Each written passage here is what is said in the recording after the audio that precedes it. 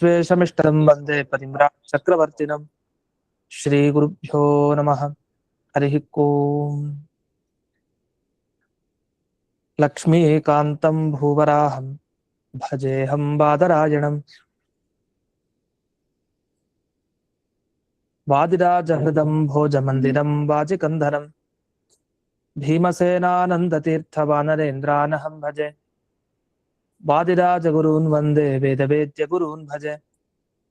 गुरून् वेदनिधीन् वन्दे नारसिंहगुरून् भजे। वन्दे नारायणाचार्यान् कर्णादिगणसेवितान् वन्दे वृन्दावनाचार्यान् हयग्रीवमुनीन् भजे। शेषसीतापतिव्यासान् प्रणमामि गुरुप्रियान् वृन्दावनाद्य सम्प्राप्तज्ञानैश्वर्यानहं सदा रघुप्रवीराख्यगुरून् भजे ज्ञानादिसिद्धये। श्रीमद्वृन्दावनाख्यानं व्याख्याने मन्दधीरहं यद्यप्यनधिकार्यस्मिन् तथापि गुरुवाक्यतः मया यदल्पं विज्ञातं तत्स्मृत्यर्थं निरूप्यते। सन्तः सन्तु कृपावन्तो गुरुराजपदाश्रयाः भगवान् अव्यवहितभाविकल्पसमीरो लातव्याचार्यः सुरवर्यैः सम्प्रार्थितः श्रीनारायणेन आज्ञप्तः सन् भूमौ अवतीर्य वादिराजनामा यतिकुलतिलको भूत्वा दुर्वादिनो विजित्य युक्तिमल्लिकादीन् ग्रन्थान् विरचय्य सज्जनानां सम्यग्ज्ञानमुत्पाद्य अत्यक्तदेहः सन् वृन्दावनस्थो भूत्वा भक्तानाम् इष्टानिष्टप्राप्तिपरिहारसाधन अत्यर्थप्रसादजनक अपरोक्षज्ञानजनक परोक्षनिश्चयोत्पादक उपनिषदादिप्रतिपाद्य ऋजुभावं स्वस्य ख्यापयितुं वृन्दावनाख्यानं कुर्वन् कस्यचित् तदानीम् अकुशलदेशीय ब्राह्मणस्वप्ने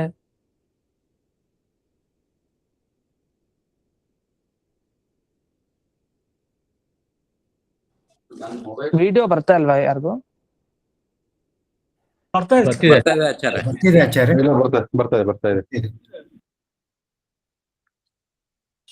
कस्यचित् तदानीम् अकुशलदेशीय ब्राह्मणस्वप्ने विश्वासयोग्यानां विश्वासमुत्पादयितुम् उपदिदेश विलीनप्रकृतितया अन्तरायविधुरोऽपि आचार्यवत् शिष्यान् ग्राहयितुं ग्रन्थादौ मङ्गलमाचरति हयग्रीवेत्यादिना। हयग्रीवं चिदानन्दविग्रहं सदनुग्रहं दशग्रीवच्छिदं शापान्मणिग्रीवविमोचनम्।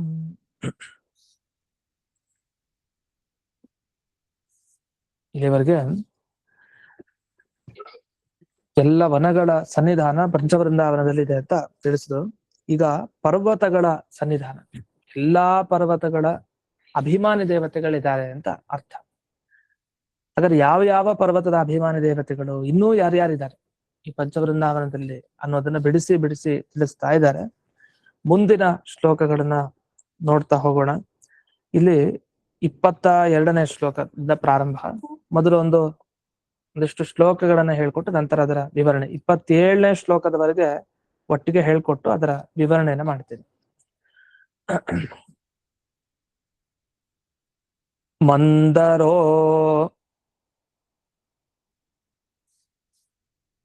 ಹಿಮವಾನದ್ರಿಃ ಮಾಹೇಂದ್ರೋ ಗಂಧಮಾದನಃ ವಿಂಧ್ಯಾಚಲೋಥ ಮೈನಾಕಃ ಇಂದ್ರಕೀಲಕ ಏವ ಚ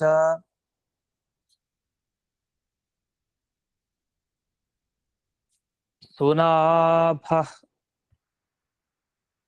ಪಾರಿಯಾತ್ರಶ್ಚ ವಜ್ರನಾಭಃ ತಥಾ ಗಿರಿಃ ಶ್ರೀಪರ್ವತಃ ಶೇಷಗಿರಿಃ ತಥಾ ಹೇಮಗಿರಿ ಸ್ವಯಂ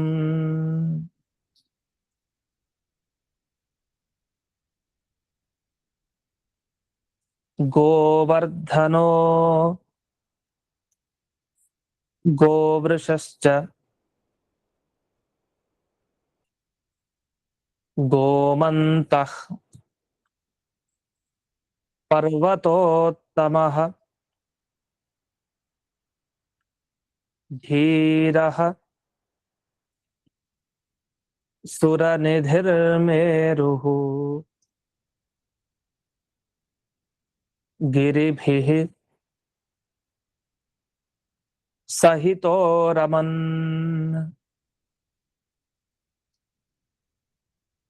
ಬಿರಜೋ ಗಿರಿಜಾದೇವಿ ಪತೇಃ ಆಶ್ರಯಭೂಶ್ಚ ಯಃ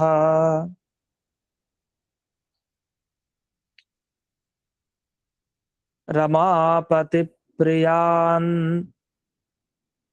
ಸಾಕ್ಷಾತ್ ದೇವಾಂಶ್ಚ ರಮಯನ್ಮುಹುಃ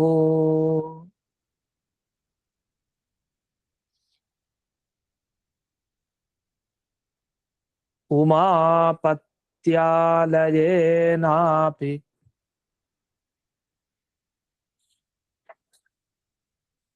ಮಮ ವೃಂದಾವನಂ ಗತಃ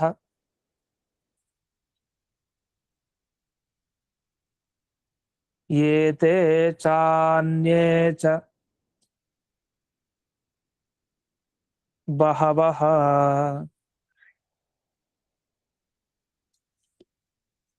ಪರ್ವತಾಃ ಪುಣ್ಯವರ್ಧನಾಃ ಮಮ ವೃಂದಾವನೆ ಪುಣ್ಯೇ ವಸಂತಿ ಹರಿಧರಾಜ್ಞಯಾ ತಸ್ಮಾತ್ ವೃಂದಾವನಮಿದಂ ಸರ್ವಾಭೀಷ್ಟಪ್ರದಂ ಸತಾಂ. ಹೀಗೆ ಪ್ರತಿಯೊಂದು ಭಾಗದಲ್ಲಿ ಇಷ್ಟೆಲ್ಲ ವನಗಳಿದೆ, ಸನ್ನಿಧಾನ ಇದೆ, ಹಾಗಾಗಿ ನನ್ನ ವೃಂದಾವನ ಸರ್ವಾಭೀಷ್ಟಪ್ರದ. ಎಲ್ಲ ಹಯಗ್ರೀವ ದೇವರ ಆಜ್ಞೆಯಿಂದ ಇವರೆಲ್ಲ ಬಂದಿದ್ದಾರೆ ಅನ್ನೋ ಮಾತನ್ನ ಮಾತ್ರ ಪ್ರತಿ ಸರಿ ಮರೆಯಲ್ಲ, ಅದನ್ನ ಹೇಳ್ತಾನೆ ಇರ್ತಾರೆ. ಇನ್ನು ಮುಂದೆ ಈ ಎಲ್ಲ ಪರ್ವತದ ಅಭಿಮಾನಿ ದೇವತೆಗಳಿದ್ದಾರೆ. ನನ್ನ ಪುಣ್ಯ ವೃಂದಾವನದಲ್ಲಿ ದೇವರ ಆಜ್ಞೆ ಆಗಿತ್ತು, ಹಾಗಾಗಿ ಬಂದಿದ್ದಾರೆ ಇವರೆಲ್ಲ. ಆದ್ರಿಂದ ಈ ವೃಂದಾವನ ಸರ್ವಾಭೀಷ್ಟ. ಅಂದ್ರೆ ಹೆಜ್ಜೆ ಹೆಜ್ಜೆಗೂ ದೇವರ ಆಜ್ಞೆ ಆಗಿತ್ತು, ಜೊತೆಗೆ ಇವ್ರು ಸೇವೆ ಮಾಡ್ಬೇಕು ಅಂತನೂ ಇಚ್ಛೆ ಇತ್ತು, ಬಂದಿದ್ದಾರೆ ವೃಂದಾವನದ ಹತ್ರ. ಅದರಿಂದ ಈ ಪಂಚವೃಂದಾವನ ಸೇವೆ ಮಾಡೋರಿಗೆ ಸರ್ವಾಭೀಷ್ಟ ದೊರೆಯತ್ತೆ ಅಂತ ಆ ಶೈಲಿಯನ್ನ ಮತ್ತೆ ಮತ್ತೆ ಗಮನಿಸ್ಬೋದು. ತಸ್ಮಾತ್ ವೃಂದಾವನಮಿದಂ ಸರ್ವಾಭೀಷ್ಟ ಪ್ರದಂ ಸತಾಂ ಅಂತ. ಒಂದ್ ಕಡೆ ಹಯಗ್ರೀವಸ್ಯ ಚಾಜ್ಞಯ ಅಂತ ಹಿಂದೆ ಬಂತು, ಇಲ್ಲಿ ಹರಿಧರಾಜ್ಞಯ ಅಂತ ಹೇಳ್ತಾರೆ. ಹರಿ ಅಂದ್ರೆ ಚಕ್ರ, ಚಕ್ರ ಧಾರಣೆ ಮಾಡಿರುವಂತಹ ಪರಮಾತ್ಮನ ಆಜ್ಞೆಯಿಂದ. ಆ ಚಕ್ರಧಾರಿ ಯಾರು? ಹಯಗ್ರೀವ ದೇವರ ಕೈಯಲ್ಲಿ ಶಂಖ ನೋಡ್ತೀವಿ. ವಸ್ತುತಃ ಭಗವಂತನಿಗೆ ಅಷ್ಟೇ ಆಯುಧ ಅಂತಿಲ್ಲ, ಎಲ್ಲಾ ಆಯುಧಗಳನ್ನ ಎಲ್ಲಾ ರೂಪದಲ್ಲಿ ಧರಿಸಿರ್ತಾನೆ. ಪ್ರಕಟ ಮಾಡೋದು ಕೆಲವು ಆಯುಧನ್ ಮಾತ್ರ. ಅಲ್ಲ, ಹರಿಧರ ಅಂತಂದ್ರೆ ಹಯಗ್ರೀವ ದೇವರನ್ನೇ ತಗೊಳ್ಬೇಕು. ಯಾಕಂದ್ರೆ ಹರಿಧರ ಬೇರೆ ಅಲ್ಲ, ಚಕ್ರಧಾರಿಯಾದ ವಿಷ್ಣು ಬೇರೆ ಅಲ್ಲ, ಹಯಗ್ರೀವ ಬೇರೆ ಅಲ್ಲ. ಹಾಗಾಗಿ ಹಯಗ್ರೀವ ದೇವರ ಆಜ್ಞೆ ಆಗಿದೆ.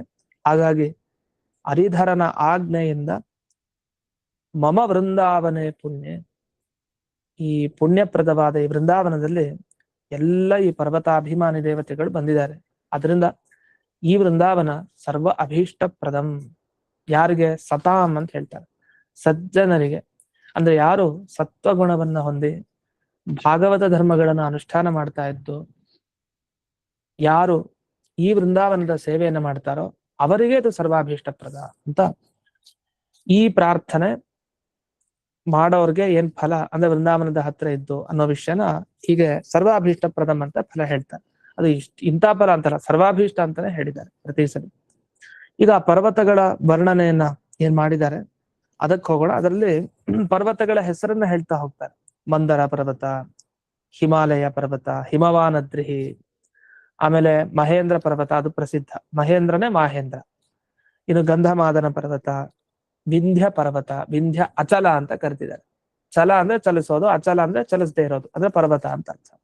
ಇನ್ನು ಮೈನಾಕ ಪರ್ವತ, ಇಂದ್ರಕೀಲಕ, ಮತ್ತೆ ಸುನಾಭ, ಪಾರಿಯಾತ್ರ, ವಜ್ರನಾಭ, ಹಾಗೆ ಗಿರಿಹಿ ಶ್ರೀ ಪರ್ವತ, ಅಲ್ಲಿ ಶ್ರೀ ಪರ್ವತ ಅಂತ ಒಂದು, ಆಮೇಲೆ ಶೇಷಗಿರಿ ಅಂತ ಶೇಷಗಿರಿ, ಆಮೇಲೆ ಹೇಮಗಿರಿ, ಗೋವರ್ಧನ, ಗೋವೃಷ, ಗೋಮಂತ, ಹೀಗೆ ಎಲ್ಲ ಪರ್ವತಗಳ ಹೆಸರನ್ನ ಹೇಳ್ತಾ ಒಂದು ಪರ್ವತಕ್ಕೆ ಒತ್ತು ಕೊಟ್ಟು ಹೇಳ್ತಾರೆ. ಮುಂದೆ ಯಾವ ಪರ್ವತ? ಮೇರು ಪರ್ವತಕ್ಕೆ ಹೇಳ್ತಾರೆ. ಧೀರಃ ಸುರನಿಧಿ ಮೇರುಹು ಅಂತ ಹೇಳ್ತಾರೆ. ಈ ಮೇರು ಪರ್ವತ ಏನಿದೆಯಲ್ಲ, ಆ ಮೇರು ಪರ್ವತ ಅದು ಸುಲಭವಾಗಿ ಅದರಲ್ಲಿರೋ ದೇವತೆಗಳ ಸನ್ನಿಧಾನ ಒಂದ್ ಕಡೆ ಬರೋದು ಕಷ್ಟ.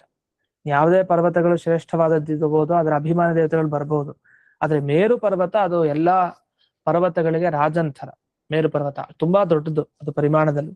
ಅಂಥ ಆ ಮೇರು ಪರ್ವತೋತ್ತಮ, ಎಲ್ಲ ಪರ್ವತಗಳಲ್ಲಿ ಉತ್ತಮವಾದ ಧೀರಃ ಅಂತ ಹೇಳ್ತಾರೆ.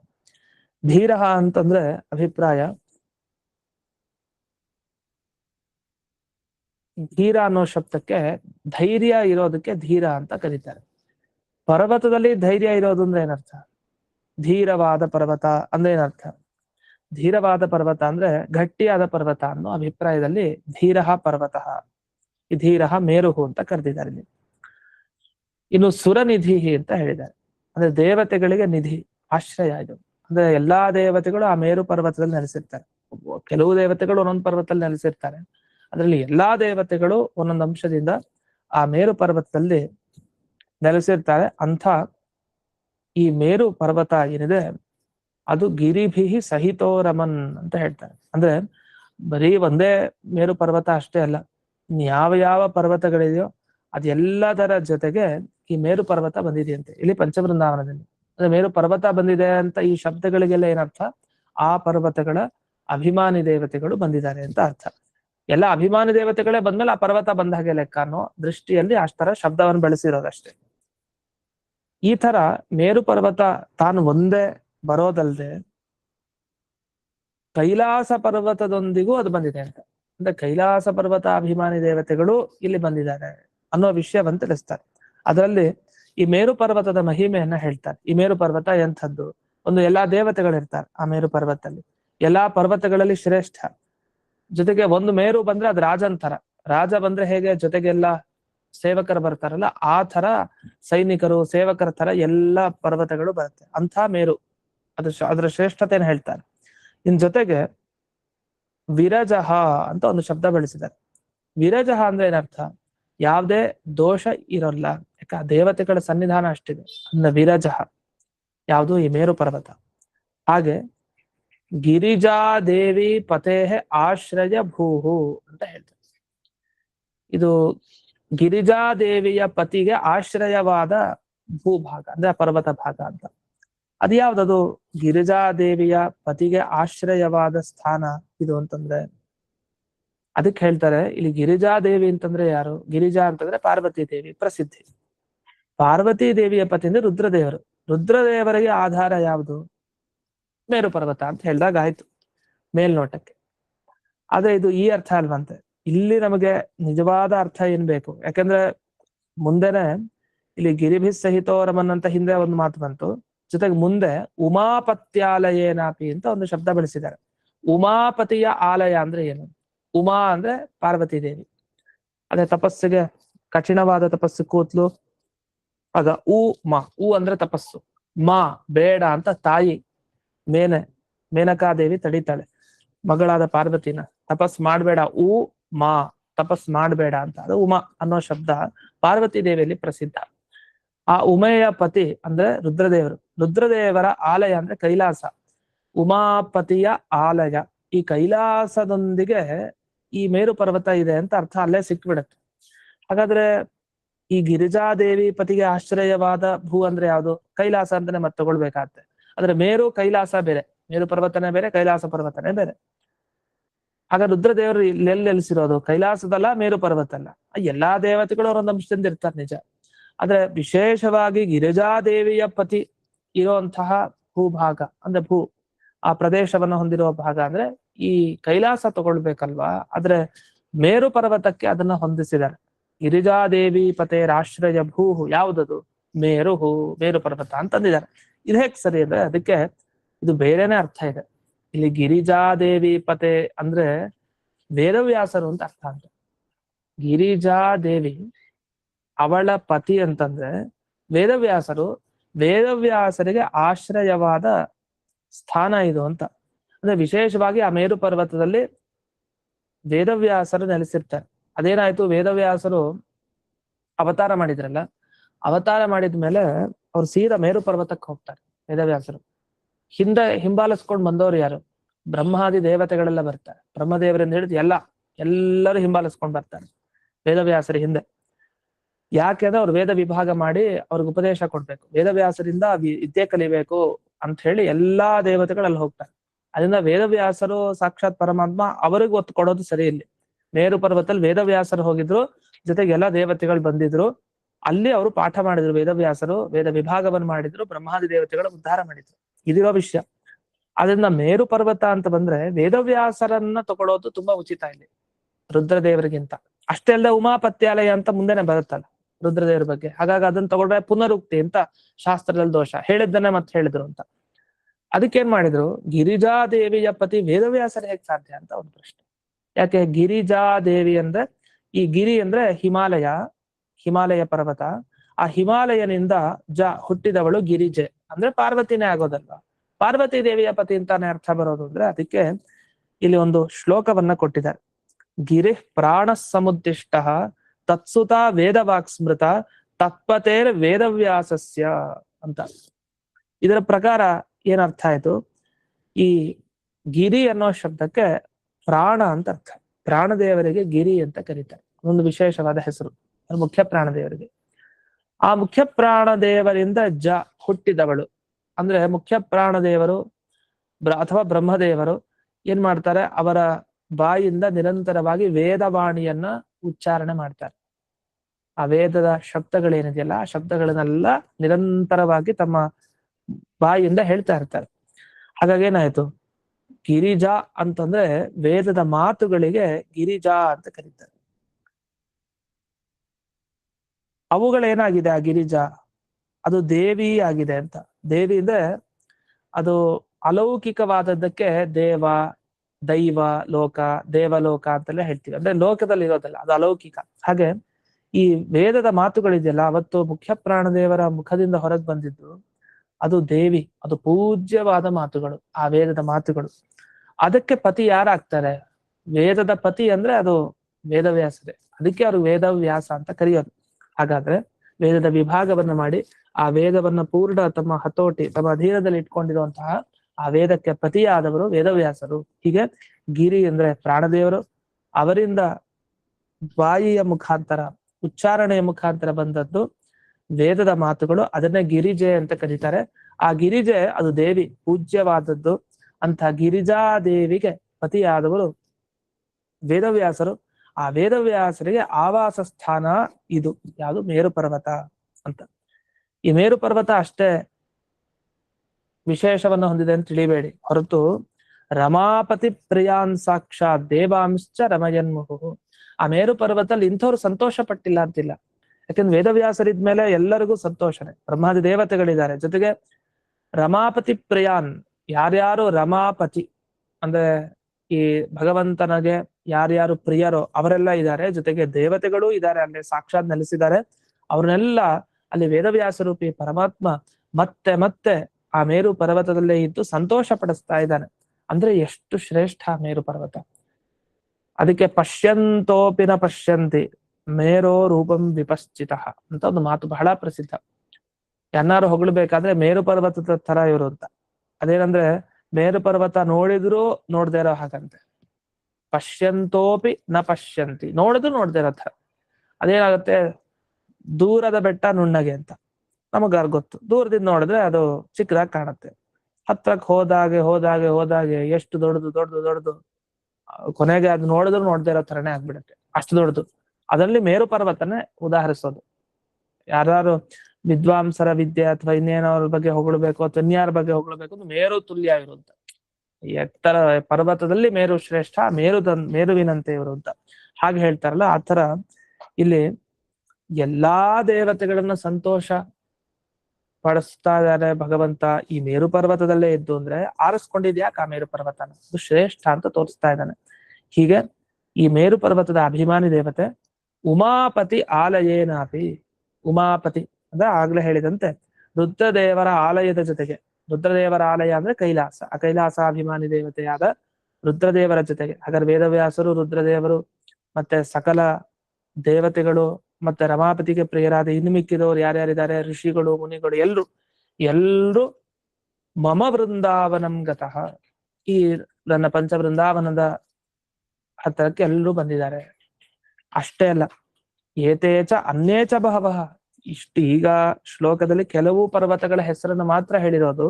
ಇದಲ್ಲದೆ ಅನ್ಯೇಚ ಇನ್ನೂ ಬಹವಃ ಪರ್ವತ, ಬೇಕಾದಷ್ಟು ಪರ್ವತಗಳಿದೆ. ಪುಣ್ಯವರ್ಧನ, ಪ್ರತಿಯೊಂದು ಪರ್ವತಗಳ ವಿಶೇಷತೆ ಏನು ಅಂದ್ರೆ ಅದ್ರ ಹೆಸರು ಹೇಳಿದ್ರೆ ಪುಣ್ಯ ಬರುತ್ತೆ. ನಾವೆಲ್ಲ ಈ ಮಂಗಳಾಷ್ಟಕ ಹೇಳ್ತೀವಲ್ಲ, ಲಕ್ಷ್ಮೀರ್ಯಸ್ಯ ಪರಿಗ್ರಹ ಕಮಲಬಹು, ಅಲ್ಲೆಲ್ಲ ಏನ್ ಮಾಡ್ತೀವಿ ಪ್ರತಿನಿತ್ಯ, ಕುರ್ಯಾದ್ಧರಿರ್ಮಂಗಲಂ ಅಂತ ಪ್ರತಿನಿತ್ಯ ಸ್ಮರಣೆ ಮಾಡ್ತೀವಿ. ಆ ಸ್ಮರಣೆ ಮಾಡೋ ಕ್ರಮವನ್ನ ಇಲ್ಲಿ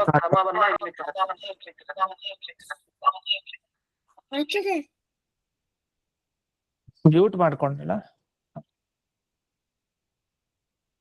ಆ ಮಂಗಳಾಷ್ಟಕದಲ್ಲಿ ಪ್ರತಿಯೊಂದು ಪರ್ವತಗಳ ಸ್ಮರಣೆ ಪ್ರತಿನಿತ್ಯ, ಹಾಗೆ ಪ್ರತಿಯೊಂದು ಅಂದ್ರೆ ಗಂಗಾದಿ ನದಿಗಳ ಸ್ಮರಣೆ, ರಾಜರುಗಳ ಸ್ಮರಣೆ, ಋಷಿಗಳ ಸ್ಮರಣೆ. ಅಂದ್ರೆ ಮಂಗಳಾಷ್ಟಕ ಅಂದ್ರೆ ಹಾಗೆ ಇರುತ್ತೆ ಆ ಕ್ರಮ. ಇದೆಲ್ಲ ಮಂಗಳಾಷ್ಟಕ ತರ ಇದು. ಎಲ್ಲಾ ನದಿಗಳ ಹೆಸರು, ಎಲ್ಲಾ ಪರ್ವತಗಳ, ಎಲ್ಲಾ ವನಗಳ ಹೆಸರು ವಿಶೇಷವಾಗಿ ಇಲ್ಲಿ ಬಂದಿದ್ದು. ಹಾಗೆ ದೇವತೆಗಳು, ತ್ರಯಸ್ತ್ರಿಂಶಚ್ಚ ಕೋಟಿನಾಂ ದೇವಾಹ, ಇದೆಲ್ಲ ನೋಡಿದಾಗ ಈ ಮೊದಲನೇ ಅಧ್ಯಾಯ ಅತೀವ ಮಂಗಳಕರವಾದ ಭಾಗ. ಇದನ್ನು ಪಾರಾಯಣ ಮಾಡ್ತಾನೆ ಇರ್ಬೇಕು ಯಾವಾಗ, ಉಪೋದ್ಘಾತವಾದ ಈ ಭಾಗ. ಯಾಕಂದ್ರೆ ಇಡೀ ಮುಂದೆ ಸಪ್ತವೃಂದಾವನಾಖ್ಯಾನದ ಪ್ರತಿಯೊಂದು ಅಧ್ಯಾಯದ ಸಾರ ಇದು ಅಂತ ಅವತ್ತು ಹಿಂದೆ ತೋರಿಸಾಗಿದೆ ಒಂದು ಪಾಠದಲ್ಲಿ. ಅಷ್ಟು ವಿಶೇಷ. ಇದು ಮಂಗಳ, ಹೆಸರು ಹೇಳಿದ್ರೆ ಮಂಗಳ. ಅದಕ್ಕೆ ಅವರು ಪುಣ್ಯವರ್ಧನ ಪರ್ವತ ಅಂತ ಹೇಳಿದ್ದಾರೆ. ಹೆಸರು ಹೇಳಿದ್ರೆ ಪುಣ್ಯ ಅಭಿವೃದ್ಧಿ ಆಗ್ತಾ ಹೋಗುತ್ತೆ. ಅಂಥ ವಿಶೇಷವಾದ ಪರ್ವತಗಳಿನ್ ಯಾವ್ದ್ಯಾವ್ದು ಇದೆಯೋ ಆ ಎಲ್ಲಾ ಪರ್ವತಗಳು ಮಮ ವೃಂದಾವನೇ ಪುಣ್ಯ, ನನ್ನ ಪುಣ್ಯಕರವಾದ ಈ ವೃಂದಾವನದಲ್ಲಿ ಭಗವಂತನ ಆಜ್ಞೆಯಿಂದ ಬಂದಿದೆ, ಸರ್ವಾಭೀಷ್ಟಪ್ರದವಾಗಿದೆ ಅಂತ ಇಷ್ಟ ಹೇಳಿದ್ರು. ಇದರಲ್ಲಿ ಇನ್ನೊಂದು ವ್ಯಾಖ್ಯಾನದ ವಿಷಯಕ್ಕೆ ಹೋದ್ರೆ, ಇಲ್ಲಿ ವಿರಜ ಅಂತ ಒಂದು ಶಬ್ದ ಬಂತಲ್ಲ, ಅದಕ್ಕೆ ಏನ್ ಅರ್ಥ ಅಂತ ಬಿಡಿಸ್ತಾರೆ. ವಿಗತಂ ರಜಃ ರಜೋಗುಣ ಕಾರ್ಯಂ ಯಸ್ಮಾತ್, ಅಂದ್ರೆ ಯಾವುದರಲ್ಲಿ ರಜೋಗುಣದ ಕಾರ್ಯ ನಡೆಯಲ್ವೋ ಅಲ್ಲಿ ಅದನ್ನ ವಿರಜ ಅಂತ ಕರೀತಾರೆ. ವಿರಜಾ ನದಿ ಅಂತಾನೂ ಕರೆಯೋದಿದೆ. ವಿರಜಾ ನದಿ ಅದು ಪವಿತ್ರವಾದ ನದಿ. ಯಾರು ಆ ವಿರಜಾ ನದಿಯಲ್ಲಿ ಮುಳುಗ್ತಾರೋ ಅವ್ರ ಲಿಂಗದೇಹ ಭಂಗ ಮಾಡ್ಕೊಂಡು ಮೋಕ್ಷಕ್ಕೆ ಹೋಗ್ತಾರೆ ಅಂತ ಇದು ಪ್ರಸಿದ್ಧವಾದ ವಿಷಯ. ಅದ್ರಲ್ಲಿ ದೋಷನೇ ಇಲ್ಲ, ಪುಣ್ಯಕರವಾದ ನದಿ ಅದು. ಯಾಕಂದ್ರೆ ರಜ ಅಂದ್ರೆ ದೋಷ ಇಲ್ಲದೆ ಇರೋದು ವಿರಜ. ಇಲ್ಲಿ ರಜೋಗುಣದ ಕಾರ್ಯ, ತಮೋಗುಣದ ಕಾರ್ಯನೇ ದೋಷಗಳು. ಆ ದೋಷಗಳು ಇರಲ್ಲ ಎಲ್ಲಿ, ಮೇರು ಪರ್ವತದಲ್ಲಿ ಅಂತ ಅದರ ವ್ಯಾಖ್ಯಾನ. ರಜಸ್ಸು ಅಂದ್ರೆ ರಜೋಗುಣದ ಕಾರ್ಯ ತಗೊಳ್ಬೇಕು. ರಜೋಗುಣ ಇದ್ದಾಗ ಏನು ಕಾರ್ಯಗಳನ್ನ ಮಾಡ್ತೀವಿ ಅಂಥ ಯಾವುದೇ ಕಾರ್ಯ ಆ ಮೇರು ಪರ್ವತದಲ್ಲಿ ಇಲ್ಲ, ಅದು ದೋಷ ಇಲ್ಲ ಅಂತ ತಾತ್ಪರ್ಯ ಬಿಟ್ಟು. ಯಾಕಂದ್ರೆ ದೇವತೆಗಳ ಸನ್ನಿಧಾನ ಅದರಲ್ಲಿ ಇದೆ ಪೂರ್ಣವಾಗಿ. ಇದಾದ್ಮೇಲೆ ವಿಶೇಷಾರ್ಥ ಅಂತ ಇಲ್ಲಿ ಕೆಲವು ವಿಷಯವನ್ನ ಹೇಳಿದ್ದಾರೆ. ಅದ್ರಲ್ಲಿ ಒಂದು, ಇದುವರೆಗೆ ಏನು ಹೇಳ್ತಾ ಇದ್ದಾರೆ ಇವರು ಪ್ರತಿ ಸಲ, ಹಯಗ್ರೀವಸ್ಯ ಚಾಜ್ಞಯ ಮೊದಲು ಬಂತು, ಆಮೇಲೆ ಇಲ್ಲಿ ಹರಿಧರಾಜ್ಞಯ ಅಂತ ಬಂತು. ಇದು ಮುಂದೆ ಹೀಗೆ ಹಯಗ್ರೀವಸ್ಯ ಚಾಜ್ಞಯ ಅಂತ ಬರುತ್ತೆ. 32ನೇ ಶ್ಲೋಕದಲ್ಲೂ ಹಾಗೆ ಬರುತ್ತೆ. ಹಾಗಾದ್ರೆ 16ನೇ ಶ್ಲೋಕದಲ್ಲಿ, ಆಮೇಲೆ ಈ 27ನೇ ಶ್ಲೋಕದಲ್ಲಿ, ಆಮೇಲೆ 32ನೇ ಶ್ಲೋಕದಲ್ಲಿ ಪದೇ ಪದೇ ಹಯಗ್ರೀವಸ್ಯ ಚ ಆಜ್ಞಯ, ಹಯಗ್ರೀವಸ್ಯ ಚ ಆಜ್ಞಯ. ಯಾಕೆ ಇದನ್ನ ಹೇಳ್ತಾ ಇದ್ದಾರೆ ಅಂತ ಇದು ಒಂದು ಸಂಶಯವನ್ನ ಪರಿಹರಿಸ್ತಾ ಇದೆಯಂತೆ. ಅದಕ್ಕೋಸ್ಕರ ಈ ತರ ಹೇಳ್ತಾ ಇದಾರಂತೆ ವಾದಿರಾಜರು ಆ ದ್ವಿಜರಿಗೆ. ಯಾಕೆ ಹೇಳ್ತಾ ಇದ್ದಾರೆ ಅಂದ್ರೆ, ನೋಡಿ ಈಗ ಒಬ್ರು ತಮ್ಮ ವೃಂದಾವನದ ಬಗ್ಗೆ ಹೊಗಳುಕೊಳ್ತಾ ಇದ್ದಾರೆ, ಯಾರು ವಾದಿರಾಜರು. ತಮ್ಮ ವೃಂದಾವನದ ಬಗ್ಗೆ ನನ್ನ ವೃಂದಾವನ ಹೇಗಿದೆ ಅಂತಂದ್ರೆ ಎಲ್ಲಾ ವನಗಳಿದೆ, ಎಲ್ಲಾ ತೀರ್ಥಗಳಿದೆ, ಎಲ್ಲಾ ಪರ್ವತಗಳಿದೆ, ಎಲ್ಲಾ ನದಿಗಳಿದೆ ಅಂತ ಮುಂದೆನೂ ಬರುತ್ತೆ. ಇಷ್ಟಿಷ್ಟೆಲ್ಲ ಇದೆ ನನ್ನ ವೃಂದಾವನ, ಇದಕ್ಕಿಂತ ಶ್ರೇಷ್ಠ ಸಿಗಲ್ಲ, ಇದು ಸರ್ವಾಭೀಷ್ಟಪ್ರದ ಹಾಗೆ ಹೇಗೆ ಅಂತ. ಇದೇನಾಯ್ತು, ಇದು ಆತ್ಮ ಸ್ತೋತ್ರ ಆಯ್ತಲ್ವಾ. ತಮ್ಮ ಬಗ್ಗೆ ತಾವು ಸ್ತೋತ್ರ ಮಾಡ್ಕೊಂಡಾಗಾಯ್ತಾನೆ ಇದು. ಏನು ಈಗ ನಮ್ಮ ಹತ್ರ ಇರೋ ವಸ್ತು ಬಗ್ಗೆ ಹೊಗಳ್ಕೊಳ್ಳೋದು ಒಂದೇ, ನಾವಿರೋ ಜಾಗ ಹೊಗಳ್ಕೊಳ್ಳೋದು ಒಂದೇ, ನಮ್ಮ ಬಗ್ಗೆ ನಾವು ಹೊಗಳ್ಕೊಳ್ಳೋದು ಒಂದೇ, ಎಲ್ಲ ಆತ್ಮಸ್ತೋತ್ರನೇ, ಅದೇನ್ ಬೇರೆ ಆಗ್ಲಿಲ್ಲ. ವಾದಿರಾಜರು ಈಗ ತಾನೇ 11ನೇ ಶ್ಲೋಕದಲ್ಲಿ ಹಿಂದೆ ಹೇಳಿದ್ರು ಏನಂತ, ಈ ಮೊದಲು ಬರುವಂತ 10 ಶ್ಲೋಕದ ಪಾರಾಯಣ ಮಾಡಿದವ್ರಿಗೆ ಅದು ಆತ್ಮಸ್ತೋತ್ರ, ಅದು ದೇವರ ಸ್ತೋತ್ರ. ಅದನ್ನ ಪಾರಾಯಣ ಮಾಡಿದವ್ರಿಗೆ ಯಾವುದೇ ಒಂದು ಈ ಅಹಂಕಾರದಿಂದ ನಾವೇನಾದ್ರು ಮಾತಾಡಿದ್ರೆ, ಅಹಂಕಾರವನ್ನ ಗುಣವನ್ನು ಹೊಂದಿದ್ರೆ ಅದೆಲ್ಲ ಪರಿಹಾರ ಆಗತ್ತೆ ಅಂತ ಒಂದು ಫಲಶ್ರುತಿಯಿಂದ ಹೇಳಿದ್ರು. ಇವ್ರು ತಾವೇ ಹಿಂದೆ ಹೇಳಿ ಹೀಗೆ ಮುಂದೆ ತಾವೇ ತಮ್ಮ ವೃಂದಾವನದ ಬಗ್ಗೆ ತಮ್ಮ ಬಗ್ಗೆ ಹೊಗಳ್ಕೊಳ್ಳೋ ತರ ಅನ್ನಿಸ್ತಾ ಇರ್ಲಿಲ್ಲ. ತಾವು ತಮ್ಮ ಬಗ್ಗೆ ಹೇಳ್ಕೊಂಡಿಲ್ಲ, ಇನ್ನು ಅದು ಬಂದಿಲ್ಲ. ಏನ್ ಬಂದಿದೆ ಸದ್ಯಕ್ಕೆ, ತಮ್ಮ ವೃಂದಾವನದ ಮಹಿಮೆಯನ್ನು ಹೇಳ್ತಾ ಇದ್ದಾರೆ. ಅದ್ರಲ್ಲಿ ಒಂದು ತಾವು ಹೊಗಳ್ಕೊಂಡಿದ್ದೇನಂದ್ರೆ ಸದಾ ಹಯಗ್ರೀವ ವೃಂದಾವನ, ಎಲ್ರೂ ದೇವತೆಗಳು ಬಂದು ನನ್ನ ಅಂತರ್ಯಾಮಿಯಾಗಿ ಹಯಗ್ರೀವ ದೇವರ ಧ್ಯಾನ ಮಾಡ್ತಾರೆ ಅಂತ. ಇಲ್ಲಾಂದ್ರೆ ಆ ದೇವತೆಗಳೆಲ್ಲ ಯಾಕೆ ಇಲ್ಲಿವರೆಗೆ ಬರ್ಬೇಕು ಈ ಪಂಚವೃಂದಾವನ ತನಕ? ವಾದಿರಾಜರ ಒಳಗಡೆ ಇರೋ ಹಯಗ್ರೀವ ದೇವರನ್ನ ಉಪಾಸನೆ ಮಾಡ್ಲಿಕ್ಕೆ ಇಲ್ಲಿ ಬಂದಿದ್ದಾರೆ ಅಂತ ಅರ್ಥ. ಅಥವಾ ಅಷ್ಟು ಸ್ಪಷ್ಟವಾಗಿ ನಮಗ್ ಸಿಗಲ್ಲ ಇಲ್ಲಿ, ಅವ್ರೇನು ಹೇಳಿಲ್ವಲ್ಲ ನನ್ನ ಅಂತರ್ಯಾಮಿ ಅಂತ ಶಬ್ದ ಸಿಗಲ್ವಲ್ಲ ಅಂತ ಇಟ್ಕೊಂಡು ಮುಂದೆ ಬರುತ್ತೆ. ಅವರು ತಮ್ಮ ಮಹಿಮೆಯನ್ನು ಹೇಳಲಿಕ್ಕೆ ಸ್ವಪ್ರದಾವನಾಖ್ಯಾನ ಹೇಳ್ತಾ ಹೋಗಿದ್ದಾರೆ. ಹಾಗಾದ್ರೆ ಇದು ಅಹಂಕಾರ ಆಯ್ತಲ್ಲ, ಆತ್ಮಸ್ತೋತ್ರ ಆಯ್ತಲ್ಲ. ಅವರೇ ಮಾಡ್ಬಾರ್ದು ಅಂತ ಹೇಳಿ ಇದೆಲ್ಲ ಪರಿಹಾರ ಆಗತ್ತೆ ಅಂತ ಹೇಳಿ ಮತ್ತೆ ಆತ್ಮಸ್ತೋತ್ರವನ್ನು ಮಾಡ್ಕೊಂಡಿದಾರಲ್ವಾ ಅಂತ ಯಾರಿಗಾದ್ರೂ ಮಂದರಿಗೆ, ಯಾವ ಉತ್ತಮಾಧಿಕಾರಿಗಳು ಯಾರು ಈ ತರ ಪ್ರಶ್ನೆ ಮಾಡೋ ಹಾಗೆ ಇಲ್ಲ, ಅದ್ ಮಾಡೋದೇ ಇಲ್ಲ. ಮಧ್ವಾಚಾರ್ಯರು ತಮ್ಮ ಸ್ವರೂಪ ಹೇಳ್ಕೊಂಡಿದ್ದಾರೆ, ತಮ್ಮ ಇದನ್ನೆಲ್ಲ ಹೇಳಿದ್ದಾರೆ. ಇಲ್ಲ ಅಹಂಕಾರ ಅವ್ರಿಗೆ, ಅವ್ರ ಸ್ವರೂಪ ಹೇಳ್ಕೊಂಡಿದ್ದಾರೆ. ನನ್ನ ವೇದದಲ್ಲೆಲ್ಲ ಹೊಗಳುತ್ತಾರೆ ನನ್ನ ಬಗ್ಗೆ, ನನ್ನ 3 ರೂಪಗಳಿದೆ ವೇದದಲ್ಲಿ ಅಂದ್ರೆ ಈ ತರ ಯಾರಾದ್ರು ಪ್ರಶ್ನೆ ಮಾಡ್ತಾರೆ ಮಧ್ವಾಚಾರ್ಯ ಬಗ್ಗೆ. ಅವ್ರ ಸ್ವರೂಪ ಅವ್ರು ಹೇಳ್ಕೊಂಡಿದ್ದಾರೆ, ದೇವರೇ ಹೇಳ್ಕೊಂಡಿದ್ದಾರೆ ಅಂತ. ದೇವ್ರ ಬಗ್ಗೆ ಆಕ್ಷೇಪ ಮಾಡಿದೆ, ದೇವ್ರಿಗೆ ಅಹಂಕಾರ ಅಂತಂದ್ರೆ ಹಾಗಲ್ಲ.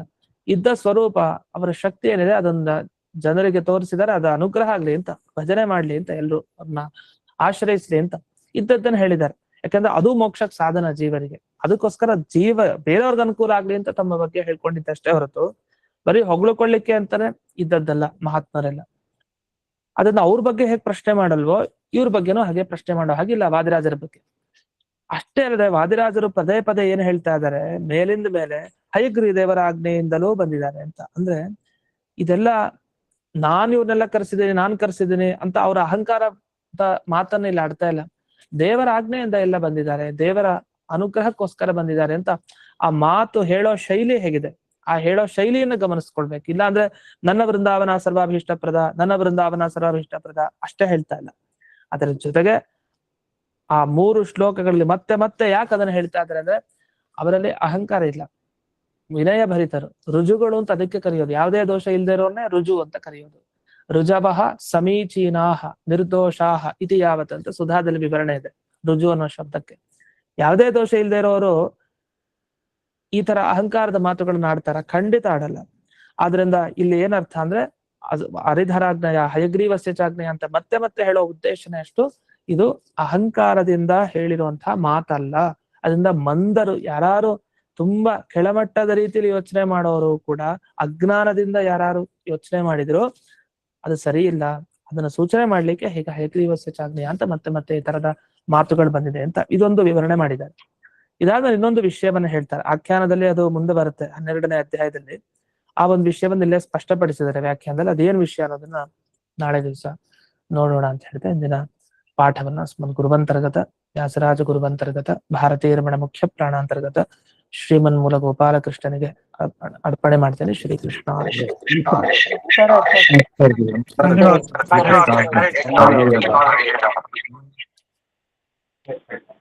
ನಮಸ್ಕಾರ ಗುರುಗಳೇ. ಧನ್ಯವಾದ ಗುರುಗಳೇ.